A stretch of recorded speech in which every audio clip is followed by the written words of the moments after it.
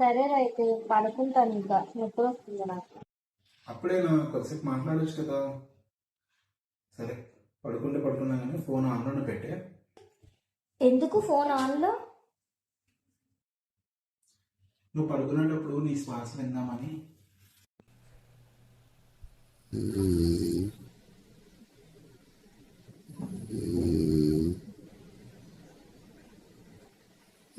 అమ్మ బాబాయ్.